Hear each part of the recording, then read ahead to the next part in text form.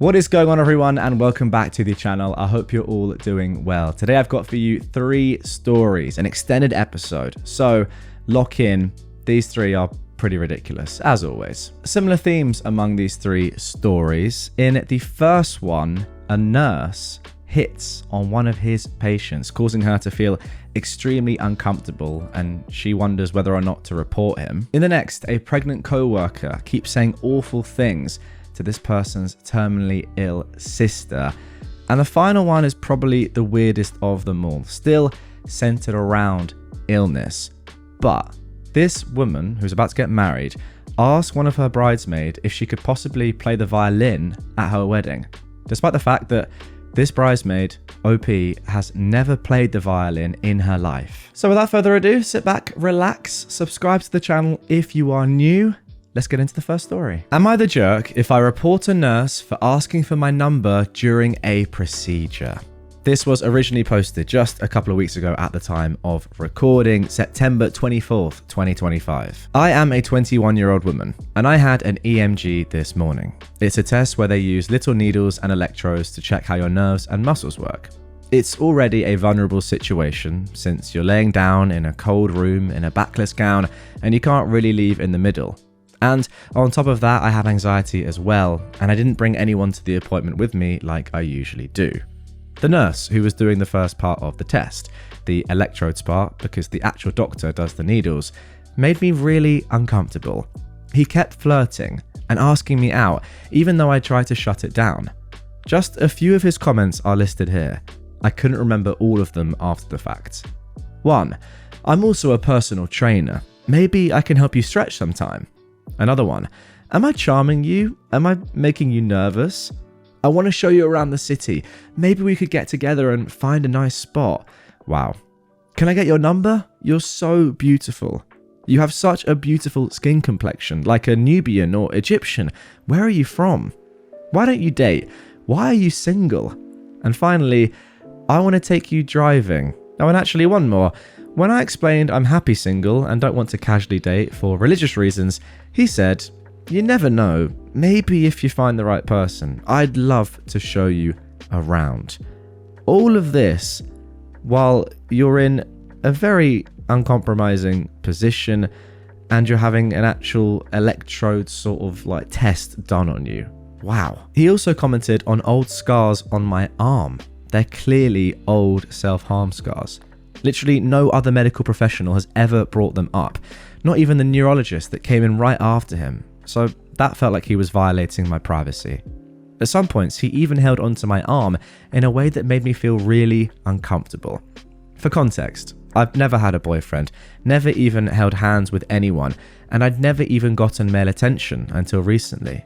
I also have really bad anxiety, and during the appointment, I kind of shut down and couldn't think straight. He was clearly older than me, and I felt really vulnerable the whole time. I tried to redirect the conversation, but he kept pushing. At the end, he asked for my Instagram. I said I don't really use it, but he kept at me. "You don't want to go on a date, so at least give me that much.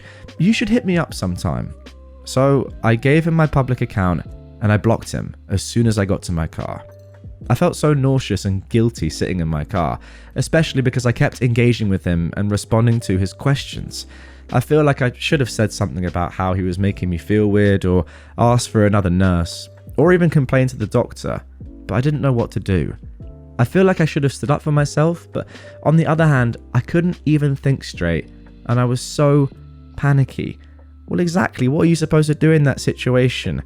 You are sort of at the hands of these people. In fact, you are, aren't you? Like, they're the professional here, you're the patient. It's a pretty uncompromising scenario anyway, where you have to put your full trust in them and what they're doing to your body. And then on top of that, you have all of this. It's no wonder you didn't really stand up for yourself, or you felt really anxious anyway, or just completely put off by what was going on and didn't know how to react, or that you regret not reacting afterwards. I don't blame you for that at all, and I'm sure a lot of us would have done the same. Now, on one hand, this felt super unprofessional, inappropriate, and unethical. I don't want other people to be put in that position. On the other, I feel bad about potentially affecting his income or job, especially with how things are in the economy right now. And I'm also worried about the possibility that he has access to and can see all of my medical information and personal info. I have no idea what to do, and I would really like some input or advice from someone who works in the field or has experienced this before. All right, let's jump straight into the comments before we get to the update. The first comment says, report them, which I think is the obvious answer here. It's exactly what you should do. Somebody else said, yeah, OP, you should definitely report. This is completely inappropriate, and then linked where to report. EMG techs are not nurses, so it's not the Board of Nursing. The link is to their certifying body. OP replied saying, thank you, this was a really big help. I just assumed that he was a nurse, but it's good to know what his actual job title is. Somebody else commented, well, first of all, you're not the jerk here, and that's something I should say myself. I mean, there's no real need for me to even say that, it's so obvious, but you're not the jerk. It's incredibly unprofessional that he was hitting on you and asking you personal questions about your scars, good point, while working as a healthcare provider. Reporting him is the right move so that he doesn't do it to other patients. And then finally, somebody said, report him immediately. He didn't feel concerned about risking his job to harass you repeatedly. You should feel safe and secure in your doctor's office. OP updated, saying, thank you all for your comments. I really appreciate the advice as well as the support. I sent an official complaint to their HR office and I'm on hold with the patient advocate right now. I really hope that they can make it so that guy can never do this again to anyone. Someone in the comments said to see if I can report him to the state board. So I'm going to do that next. Thank you. And then the next day, we got one more update. Okay, so this got a lot bigger than I expected.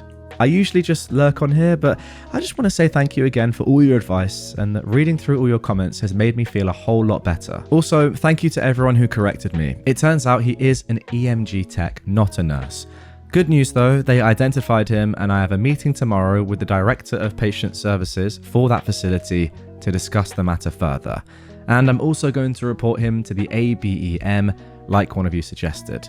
Have a good night everyone and stay safe. Yeah, that was the first link I was talking about. ABEM is the American Board of Electrodiagnostic Medicine. That sounds pretty good. Yeah, the more I think about this story, the more it just is the biggest breach of sort of power and responsibility that I've seen in a while. Because it's not like, you know, you're a waiter at a restaurant and you're waiting on a girl that you think is attractive or something like that. Even that I think is potentially a little bit weird, but you know what I mean? Like that's fine because the transaction and the sort of the environment is kind of level, right? I know you're bringing them food and they're paying for the meal, but it's not as if, like in this situation, the girl or whoever it is who's eating at that restaurant is actually putting their life in your hands. And I don't know if it's as serious as that, but I mean, it pretty much is, right? I don't know exactly what an EMG tech is, but if we're talking about electrodes and anything medical, then yeah, you're in a very sort of, I don't know, risky position. And you need to be able to trust the people that are the professionals here and doing these things to you. So I think I can't think of many worse places for someone doing their job to flirt with someone that they're doing their job on, if that makes sense. It's like the worst possible place. Just so embarrassing and just like, yeah, so seedy and just weird. I know OP said about feeling bad about potentially affecting his income or job, but you don't want these sorts of people doing this job. It doesn't matter about them. It matters about other people, like you said, that this might happen to in the future and protecting them. So for the good of the world, reporting him was 100% the right thing to do. And I hope he loses his job. I'm sorry, but you can't be getting away with that sort of stuff in the sort of work that you do. Now for our second story. Pregnant co-worker keeps saying awful things to my terminally ill sister. This was posted on August the 31st, 2021. Oh boy, this will be short but brutal. My little sister has terminal cancer. She has between 2 and 4 years left. No symptoms yet, so she's still going to work every day. They are a small company of 10 people, so no HR department. And one of those 10 is a woman apparently bereft of reason or empathy. This girl is 5 months pregnant and will not stop saying inappropriate things to my sister. Here is a highlight reel. She came to my little sister's office, put my sister's hand on her own stomach and said, "Now you have another reason to fight." Oh my... Wow. That is ludicrous. Sorry, I'm in shock at that. Wow. That is correct. That is ridiculous. That is one of like the most outlandish things, or like out of pocket sentences ever. And that's just one of them. Let's carry on. Quote, pregnancy is going around. Guess you don't have to worry about that. What? My little sister beat ovarian cancer a few years ago and had a hysterectomy. Oh my word. Next, your body is growing things it shouldn't, and my body is growing exactly what I wanted. Is this real? This is like the darkest stuff you could possibly say. While talking about next year's conference, she said, well, I'll be pregnant, so it's all going to be up to you. But my little sister replied, well, it usually is, but I'm dying, so your butt is going to have to figure something out. My sister doesn't really have the energy to devote to this, nor the Fs, to be honest, so she's been ignoring it or responding like she did above. I love her quips, but it's not stopping pregnant lady from saying all of these messed up things. So does anyone have any advice? I reckon you just got to go in there. Go to your sister's work and just have it out with her. That's the only thing I can think of. Or just report her to her boss. I mean, there's no HR, but I'm sure you could report her in some sort of vein. I mean, absolutely ridiculous. Anyway, 3 months later, we got an update.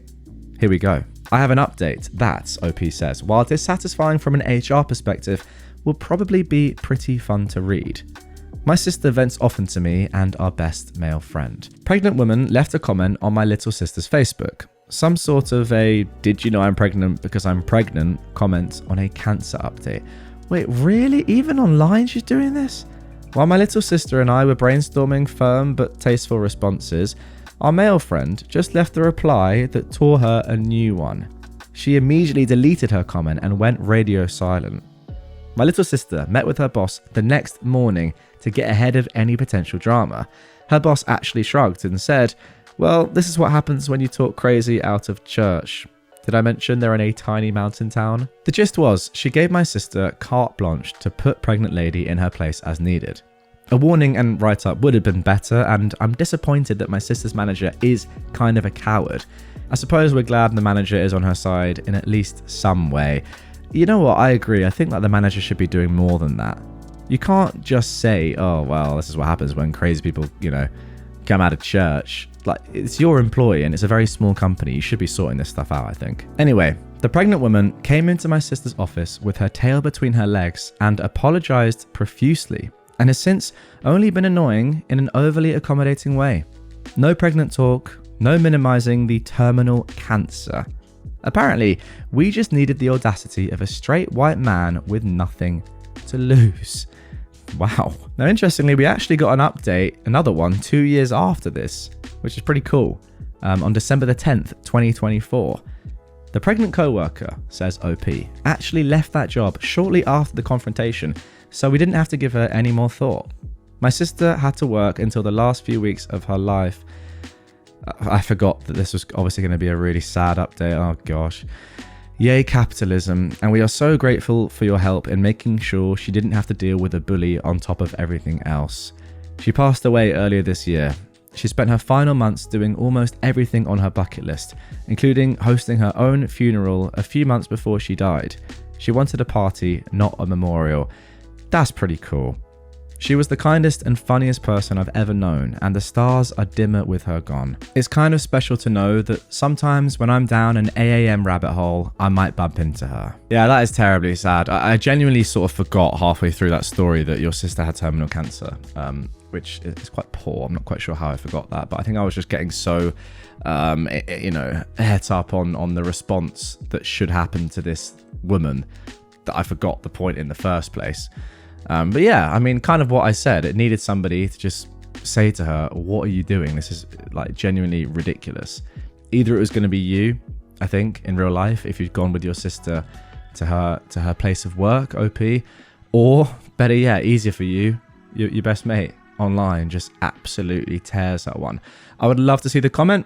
Sadly, we don't have that, but yeah, good stuff. And you're right, it's nice that she didn't have to deal with this horrible lady as she was, well, yeah, passing, but very, very sad story nonetheless. Let's get into the third. My friend just asked me to play the violin at her wedding. I do not and have never played the violin. Also, I think she might literally be going insane. Like, really. This was originally posted back in 2014 in June. So, my friend from school asked me to be in her wedding over lunch today. I've known this girl for about 2 years, and because we have the same major, we are school friends. We partner up in classes, do projects together, etc., but I don't really know or hang out with her outside this setting. Anyway, she asked me to be at her wedding. I assumed as a bridesmaid, but I was wrong. By the way, OP here is 23 and her friend is 22. She said she had a dream of her perfect wedding, and it was so beautiful she woke up crying. She wrote it all down and cried for hours because it was just so beautiful and perfect. She even made some sketches and said this was a vision from God of her wedding, and she couldn't even explain the warmth and ecstatic love to me because she didn't have the words, but that she would do anything to capture it perfectly. She then likened herself to an artist with divine inspiration and went on for about 20 minutes about the details of her inspiration and how beautiful and uniting this wedding would be. That it would change lives and be so much more than a ceremony, and that the execution was so perfect it would be more of a visual statement, an artistic dedication to love that everyone would be a living part of. In this beautiful perfect wedding, I am to the front left on the aisle playing violin as her guests arrive. In a, quote, long white gown, feathered and beaded and soft, very romantic. I'll know it when I see it, end quote. I laughed, and I told her I've never played the violin before, and as such I may have a hard time performing for her guests. But she told me that I had a year to learn and that this was extremely important to her. I looked at what I could of her beautiful wedding notes, and they seem really insane. Lots of stuff feverishly circled or written over and over, like inspect what you expect over and over, and all in white, literally scribbled over other words, all in the margins, copied into big paragraphs. The part she showed me of my role just said my name, dash, violin soft and complex, beautiful and intricate, a concerto, lots of details. Wow, the guess, end quote. I don't know how to play violin at all. I've literally never touched one. She sounded like she was on drugs talking about it. She was feverish, flitting from topic to topic, talking about how maybe I could compose something, but she wanted it to sound so intricate that no one would believe it was just one person playing it. It seems beyond normal bride stuff. And when I told her that even if I did have a year to learn to play, it would be basic at best, she slammed her hand on the table and said, "Stop," then went right back to her cheery, excited talk about her divine wedding. I very gently tried to refuse, and I told her that this wedding sounded really important and that I'd be happy to try to find a professional to play for her. And she just said, no, it has to be you. I'm sure of it. I went right back to talking, as if I'd suggested I wear a hat to the beach, just really casually dismissed. Then she dropped a bomb. "Besides, I already bought your violin and it was almost $2,000. What? I don't know how to play." I told her she was being insane, but she just kept making no noises or putting up her hands or saying, "Enough."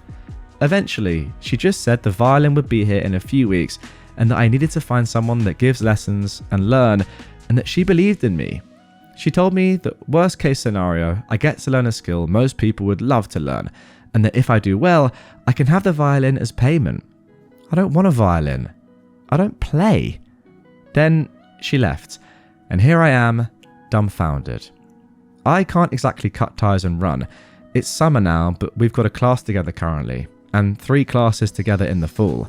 I can only see her getting crazier about this. She's scaring me, and while she's always had a flair for the dramatics, she's never been this crazy before. I'm not really sure if this is just mega bridezilla and she'll get over it, or if I should just pretend I don't know her, or if I should call a loony bin to come and pick her up. or just take up the violin and hope whatever god of weddings visited her grants me magical powers. Wow. That is like one of the most crazy first posts I've seen. But good news, there is an update to come on this one, so we can find out what happened. But goodness me, what has happened to your mate? Let's jump into the comments. Somebody said, honestly, she sounds like she's dealing with a mental illness. This is typically the age that schizophrenia kicks in. She likely doesn't know she has it, nor does anyone else who loves her and can help her. If I were you, I'd actually approach her fiance, her family, and school mental health. She's not a bridezilla. She's a very sick woman in need of help. You didn't ask to be put in this position, but you are. You need to get other people involved in helping her. Yeah, I mean, that's probably right, isn't it?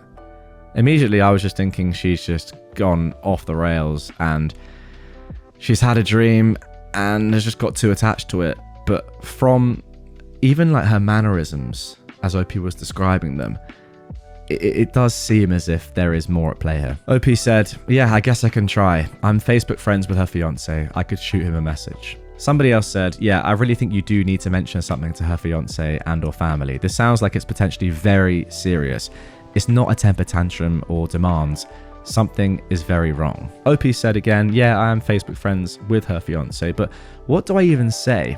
I'm sure she's told him about this dream of hers. Someone replied, yeah, but does he know that she spent $2,000 on a violin to give to a friend who's never played the violin and has no desire to learn?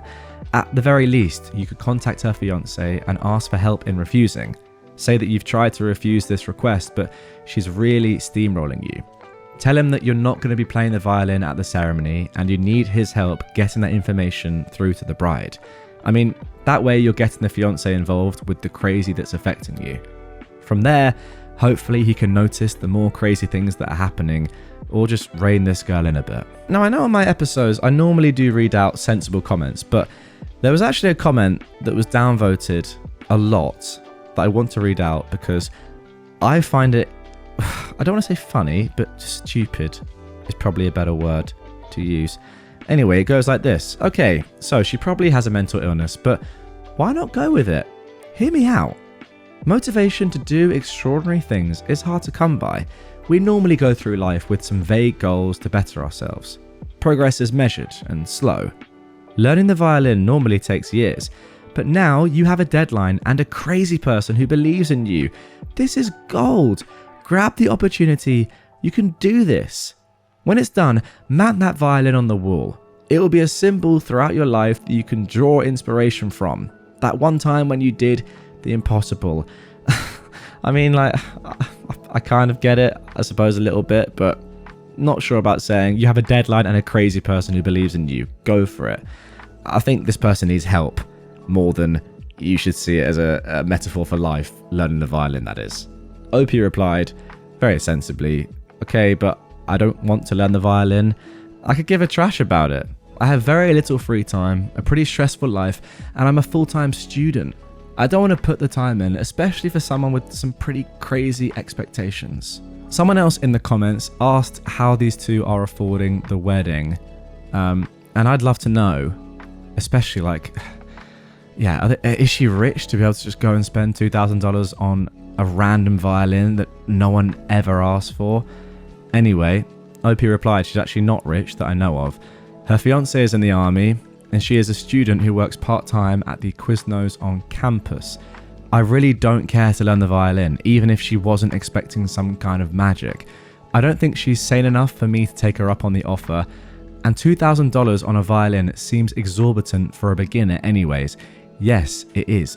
A $2,000 violin is top tier. I'm just looking that up actually. Apparently, a beginner violin is sort of 50, you can get one for like £50 even to £300 GBP this is. Intermediate up to £1,000, so you know, roughly $2,000 or just below that, and then advanced would be anywhere from £1,000 to £3,000, so above $1,800 to the sort of $5,000 mark. So she's bought a proper advanced tier below professional violin for someone that's never played the violin before ever. And finally, somebody asked about OP's thoughts when she was first asked. At first, it was kind of funny, imagining the awkward soaring that would commence. Then it was horrifying. Then it was troubling and really, really sad. I sent her fiance a message on Facebook. He's seen it, but he hasn't responded. I also can't believe she spent so much on a violin for someone who can't play. Even in a year's time, how the F can anyone play so well they'd fool people into thinking multiple people were playing? Is that even possible? Yes, that is possible if you are elite at the violin and you can do ungodly things, which I suppose is what she's asking you to do. But within a year, literally impossible. I mean, maybe it could be done, but only if you had just unbelievable natural talent and devoted a year of your life to it to get to that level. Let's be honest, practically it's impossible. So there we go. That is it for the original post. June 24th, 2014 now, which is only 2 days after the original, we got this update. So I sent my original post, but sort of modified, to her fiance and added afterwards, look, I'm really worried because this seems pretty mentally unstable, way beyond normal bride stuff. I got this reply on Facebook from her, not her fiance, at about 2 p.m. today. I didn't see it because she deleted me from her friends and it went to a different mailbox. Facebook is weird. Anyway, here it is. Thanks so much for trying to tell my husband I'm crazy. Thank God he understands what it's like to love someone and what planning a wedding is all about.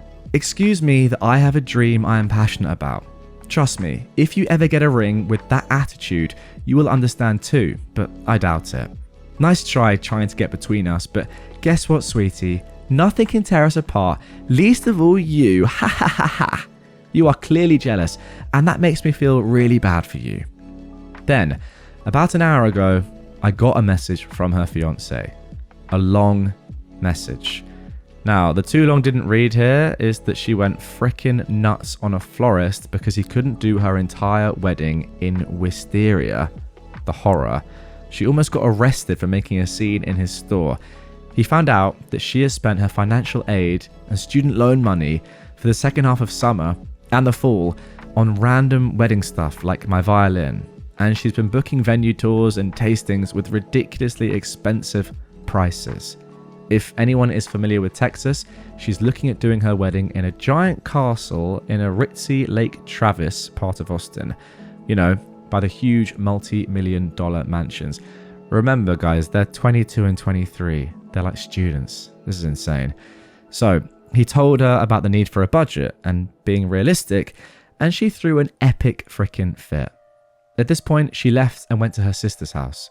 I messaged him back saying that she may be bipolar and in a manic state, and to ask her sister to maybe get her to a doctor. But he was more upset and focused on being hurt at what she'd said to him about the wedding than her. She threw a right little tantrum and accused us of sleeping together even. I told him that, needless to say, I would not be playing violin at their wedding and that I was sorry for any trouble, but I really did think it was best he seek some mental health help for her.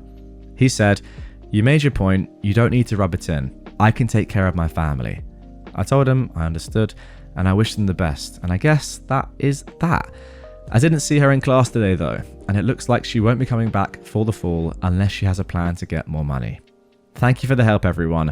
I really did appreciate having a few hundred friends on this. So there we go. Goodness me. A couple of comments to round things off. Someone in the comments did demand the long message from the fiance instead of the TLDR, but OP said, no, something feels kind of sleazy about doing that. I did the update, but there's a difference to me between telling people the outcome of something that happened or copying out a message from someone else about someone else. I don't know, it seems shady. There are details in it I'm sure that he'd be embarrassed to have out there. She made a scene and spent all her money earmarked for school. Use your imagination for the rest. And finally, somebody said, well, when you described the violin solo, I also imagined it with wisteria everywhere. It really would have been quite lovely. Look, you've handled this as well as anyone could in your position. It sounds like the fiancé is in denial and isn't going to be able to deal effectively with her mental health issues anytime soon, but it's not like there's much else that you can do about it. At least you'll be spared the awkwardness of having her ask you about your violin practice every day in class though. In short, you did good. Thank you for the update. OP replied, yeah, apparently it dies too fast or something to be used in weddings, or maybe he just didn't want to deal with her. I don't know. And someone else said, and it's not as if wisteria is grown in a greenhouse and available any time of the year as with more popular hothouse flowers. The window for wisteria blooming naturally is a couple of weeks in spring. Okay, seems as if we sort of ended on r/botany there rather than r/relationships. Am I right? But nonetheless, a quite sad story. Slightly funny. But mostly sad, but slightly funny. But terribly sad because, you know, clearly this woman... I don't know, is she insane? Is she definitely going through some sort of mental illness? Or is she just maybe a bit crazy anyway? Some people are just like that.